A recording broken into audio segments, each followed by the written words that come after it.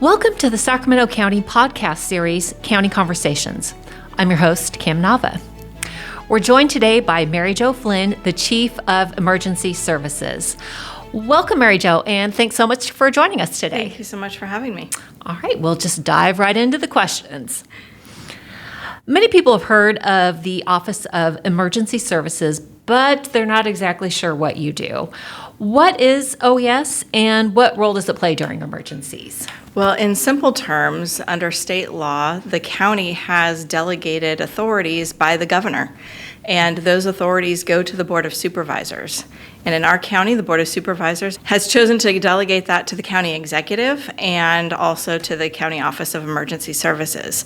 So that means we are the liaison between the state, the county, and cities and special districts during major disasters.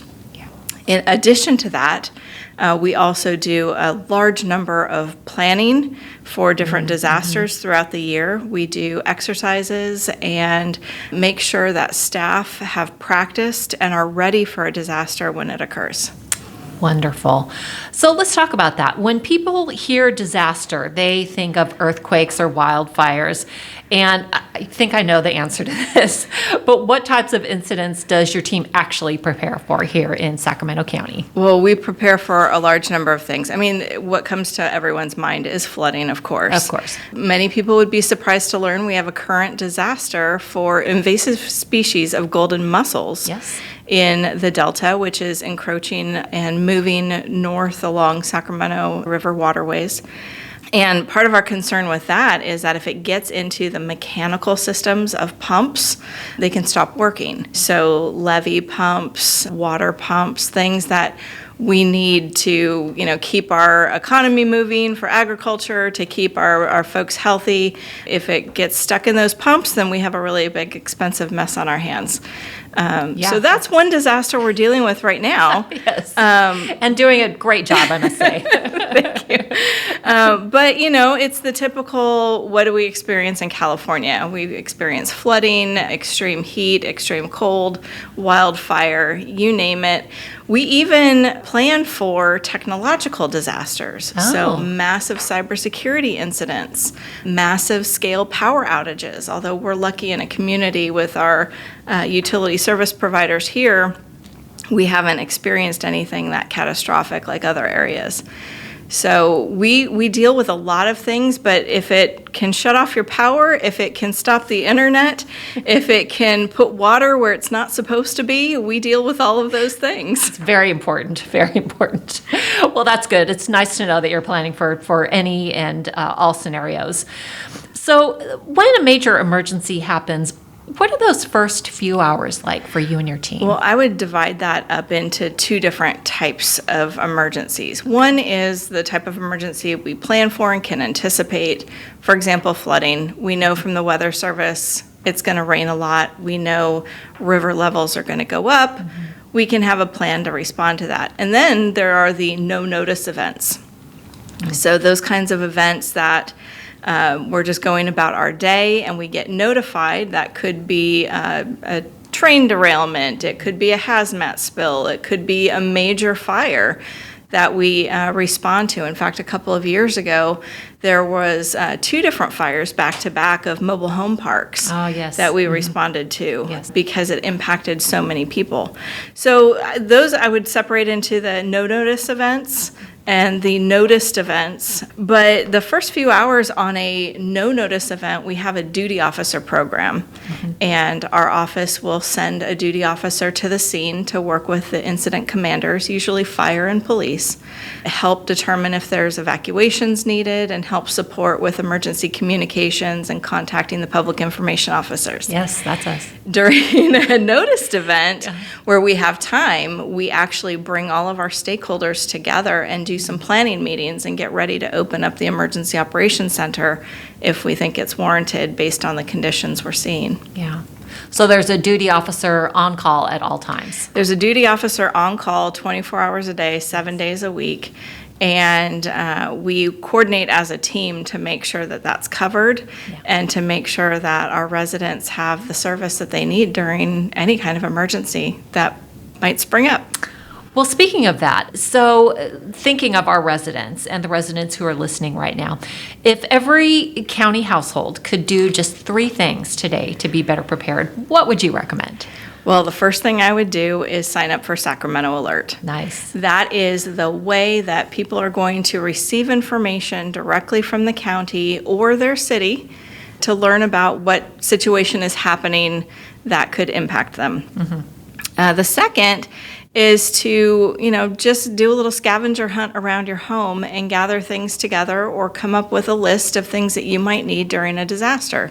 What are the things that are going to keep you comfortable during a disaster? What kinds of food or medications do you need? Do you need to contact family members outside the area? That kind of thing. And third is learn about the risk that you have in the community, whether it be flooding or wildfire or whatnot, and make sure you're properly insured. If you're a renter, get renter's insurance. If you're a homeowner, please get homeowner's insurance and flood insurance. It's really important to manage your risk to disasters we know can befall us, to make sure your family and yourself are financially sound following a disaster. And the best way to do that is through proper insurance. Understood.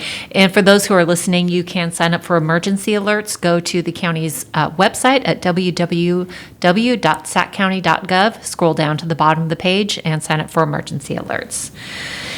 So, Mary Jo, how can residents make sure that they receive emergency alerts when something like this is happening? So after they go to the website and scroll down to the bottom of the page and sign up, they can actually enter their home address, they can enter a business address, they can enter grandma and grandpa's address if they're concerned about grandma and grandpa. Yes. Whoever it is in their life that they want to protect and know about what's going on, you can sign up those different addresses to receive alerts. Okay, so it's not just yourself necessarily. It's Yeah. we're putting grandma and grandpa's landline in there. Sure. Okay, got it. And once you do that, you can also determine whether or not you want to receive an email, a text message to your phone, or your landline phone and to actually receive an old-fashioned call. Nice. We love that. All right, so I know it's really warm right now when we're not necessarily thinking about this, but as we head into winter and the rainy season, how does OES monitor weather conditions, and how does the department stay ready for potential flooding risks? Well, you wouldn't believe it, but during the summer, we've actually been meeting with the State Department of Water Resources, who have been doing studies along the Cosumnes River. And we're working with them to determine if the current flood elevations are the right elevations to make decisions around. And so we've been working with them for the last actually couple of years, and it's finally coming to a point where we're looking at making some decisions around those discussions. So we do this throughout the year. But one thing that individuals can do is to look out, how they're insured. Are they ready for the flood season? Do they live in an area that needs additional resources, assistance, elevation? But when you sign up for the alerts, you can also receive our information when we're pushing out information about potential flooding issues. But in addition to working with the Department of Water Resources and the work that we're doing now, as we get closer to the stormy season, we work really closely with the National Weather Service. Yes. In fact, we actually have a partnership with them where once a week we actually have a National Weather Service staff member embedded in our office in the Emergency Operations Center. Nice. So we have face-to-face communication. We can talk about weather issues coming up. We can get and see the screen of, radar systems and learn a little bit more about the science behind some of these decisions, and then work to communicate together as a team with the community. Nice, very nice. That's so important. So, Mary Jo, how would you say emergency management has changed over the past decade? And besides that, what are some new challenges you're preparing for? Yeah, I'd say it's changed a lot over the last decade, and certainly a lot over the last 50 or so years. Emergency management started as civil defense as a response to the threat to nuclear war. back before many of us were even born. Yes. Have to do the, Go on the I'm history young books plug. for that. So a lot of it started back with the civil defense decades ago, and has really been an extension of first response systems, fire and law, to a large extent, and has really now in the last 10 years grown fully into its own profession. We have people who are very skilled at plan writing, very skilled at strategic thinking and working through an incident. And those skill sets with grants, I mean, a majority of what we do is supported by federal grant funds. So we have to have those emergency manager skill sets in the grant writing world, which doesn't seem to fit with disasters, but it does when we're reliant upon the federal government for recovery funds after a disaster. Absolutely. And also for funding to prepare for disasters. So we have a large variety of things that have happened over the last decade for sure. But when looking historically at OES or any emergency management office, it's really changed over the last several decades. Absolutely. I think I heard tell about some sirens. It used to be just the setting the sirens off. People knew something was bad. Now we can actually reach them where they are. So sirens either to alert to an overhead threat, a bomb or some other kind of catastrophic incoming target, to tornadoes. A funny thing, a couple of years ago, there was a siren that went off in Sacramento County, and we were trying to track down who it belonged to and where it was because we thought everything had been decommissioned years and years and years ago. So to my knowledge, everything is decommissioned. Oh, now it's decommissioned. And we shouldn't rely on the sirens specifically unless you are and Sacramento is not one of those communities reliant on sirens, but there are communities around the nation that you might visit that Sure. do have siren systems. So pay attention to where you're visiting. Sure. Good advice. Very good advice. So finally, Mary Jo, if there's one message you'd like every county resident to remember after listening today, what would that be? If it rains, it can flood. Don't we know it? Even though your property or where you live may not be in a floodplain, which is designed by engineers and FEMA and published, it has the potential to flood. It can happen through things that get clogged in the system that cause a minor flood in a city block or two.